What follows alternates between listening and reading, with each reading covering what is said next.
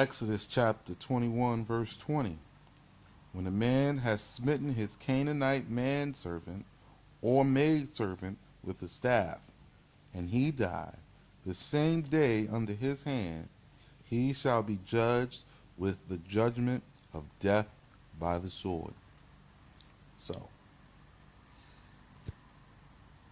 this law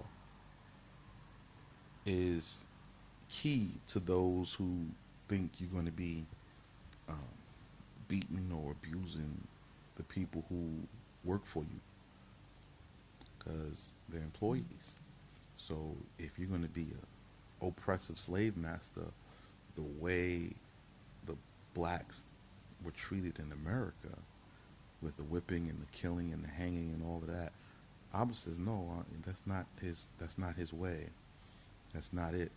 So he says, if you think that this is going to happen and you come and you try this, he says, if you kill your manservant, your maidservant, and they die, the same day, you're going to be put to death by the sword. Period.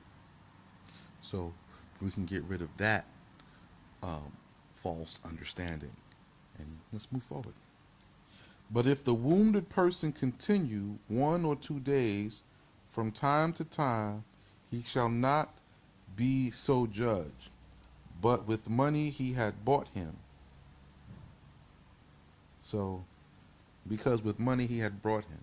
So he removes the death penalty. You see what I'm saying? Say you hit him with a stick, or you angry, y'all got into a fight, you hit him, but he didn't die, he just got hit with a stick. Maybe he got a knot or something. He gets up, he's moving. Now the death penalty is removed. But we go backwards to the aforementioned, but you still have to take care of his family and take care of him until he is cured.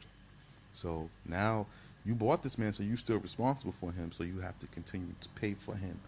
And this is the judgment. So you see how you're thinking now? You build line upon line and precept upon precept. So this doesn't just, the other one didn't just disappear. So you have all of these judgments and you tie them together. You weave them together like a blanket. Each law is like a thread in a woven garment. They all intertwine. You just keep building and building and building until you have a cloak, a cover, a blanket.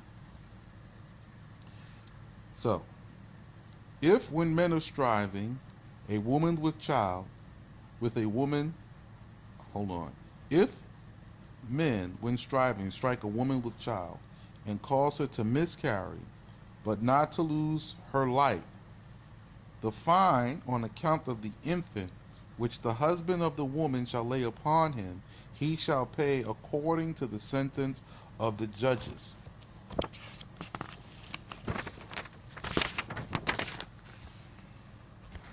So, but if death befall her, then thou shalt judge the life of the killer for the life of the woman, the value of an eye for an eye, the value of a tooth for a tooth, the value of a hand for a hand, the value of a foot for a foot, all equivalent of the pain of burning for burning, and of wounding for wounding, and of blow for blow. So, now the Most High is teaching us the eye for an eye. He's giving us a thorough explanation of it. So, it says, for the unborn child, so if you guys get into an altercation or whatever, y'all get into stuff. It says that if you fight around a pregnant woman and she miscarry a child, y'all fighting, you're not aware, and you bump into a pregnant woman and she miscarry, you have to pay whatever fine that the husband declares. So if he says, look, I want, my child's life was so precious to me, this was going to be my firstborn, and he said, I need a omer, which is a couple of tons of gold, and you got to pony up. If it take you a lifetime to pay for it, You got to pay for it. It is what it is. Now, if death befall the wife, then thou shalt judge the life of the killer for the life of the woman. So now, if you kill the woman by accident, in the miscarriage, she died too. It was just terrible. The killer got to go. So now we go back, and he's killed with the sword. You see? So now we're layering because you killed the woman, then the killer now must die. So it's the value of an eye for an eye and a tooth for a tooth, hand for hand, foot for foot, and the equivalent of the pain of burning for burning, and of wounding for wounding, and of blow for blow. So you can't go around wounding people. We can't go around oppressing people, harming people, fighting people, because in the Most High's eyes, He's going to spread it. Whatever you give out, that you get back. This is it. Don't give nothing out that you don't want. All right?